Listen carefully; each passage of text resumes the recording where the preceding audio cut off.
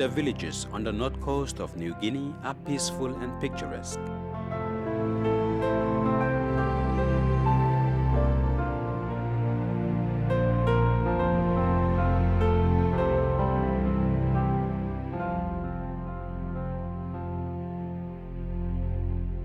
On the evening of 17 July 1998, the peace of the villages west of Aitape was rudely disturbed by a violent earthquake that had people running from their houses in fear. Minutes later, there was a roaring noise out at sea, and the people ran to the beach to investigate. They saw the sea bubbling and receding from the beach, then saw big waves forming in the distance. Most turned and ran for their lives, but could not escape the waves, which approached at speed, rose to 15 meters height, higher than the coconut palms, then crashed down on the villages. People were tumbled in the waves as in a great washing machine. The clothes were stripped from their bodies and they were bruised and slashed by pieces of timber and iron. Others were impaled on mangroves at the edge of the lagoon. Some were swept out to sea as the waters retreated. Morning light revealed the full extent of the damage. 2 large villages had been swept away, almost without trace, and 2 other villages partly destroyed. The lagoon was filled with debris and bodies were strewn around the shoreline.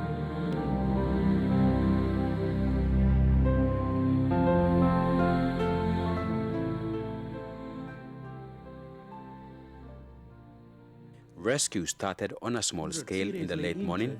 A lone helicopter worked to move the injured to Raihu Hospital at Aitape, which soon was overflowing.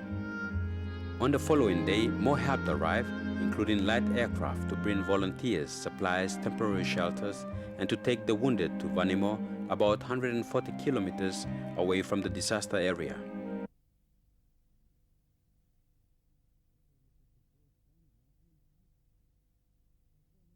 The volunteers assisted the injured, helped to distribute food and shelter, and faced the daunting task of disposing bodies.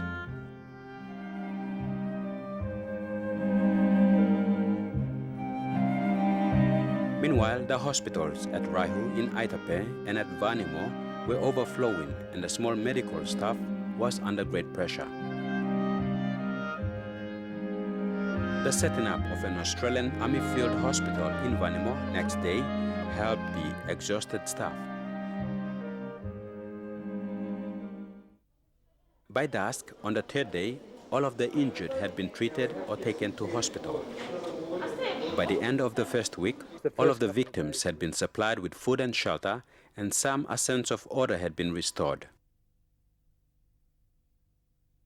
The total loss of life was more than 1,650 people, many of them the very young and the very old, those not able to fend for themselves.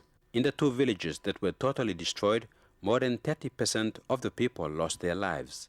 More than 100 people were injured, and more than 10,000 people were displaced from the coastal villages to the inland care centers. Three months after the tsunami, in October 1998, the displaced people started to rebuild on new village sites, some distance from the coast. The Papua New Guinea government and churches gave strong support. Roads and bridges were constructed, and schools and teachers' houses were built. And by the year 2001, life had returned to a normal pattern. Give it to it now, let the day surround you.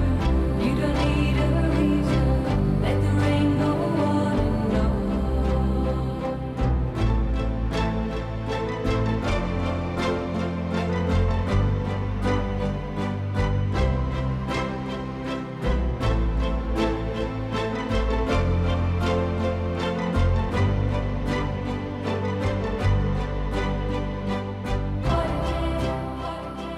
Papua New Guinea has a long history of natural disasters, including the explosive eruption of Lemington volcano that killed more than 3,000 people in 1951, and the volcanic eruption that destroyed Rabaul town in 1994, as well as Manam Island volcano in 1996 that killed 12 people. Despite this history, the country was ill-prepared for a tsunami. There had been no major tsunami in the 68 years preceding the Aitape event. As a result, awareness of tsunami was very low. People did not understand what had happened, and their confusion and fear added to the trauma.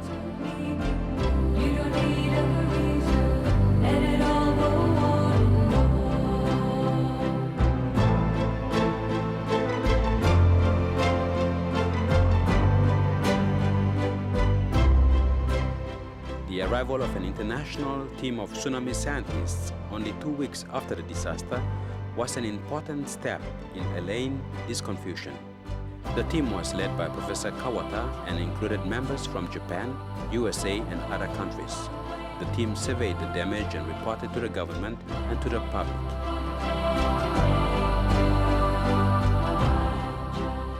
Further investigations followed, including research cruises by the Japanese Agency for Marine Science and Technology that were aimed at locating the source of the tsunami. From the onset, scientists had been puzzled that a relatively minor earthquake could trigger such a strong tsunami. There was speculation that perhaps the earthquake had triggered a massive landslide on the seafloor, and that it was the landslide that caused the tsunami. The discovery of fresh tensional fissures on the seafloor added credibility to this idea. At the same time, scientists based in Papua New Guinea had moved to increase awareness of tsunami by preparing pamphlets and distributing them to the public. The Asian Disaster Reduction Center and Tsunami Center at Tohoku University helped with advice and funding. The program went nationwide, but most effort was to visit and talk with the survivors. A year after the tsunami, the Japanese scientists returned to the scene to take their information to the people. They held public meetings in each of the new villages. They explained that the tsunami was a natural event and not, as many believed, something man-made. This was perhaps the first time that scientists had returned to the scene of a natural disaster and made such an effort to talk with the people and explain the results of their work.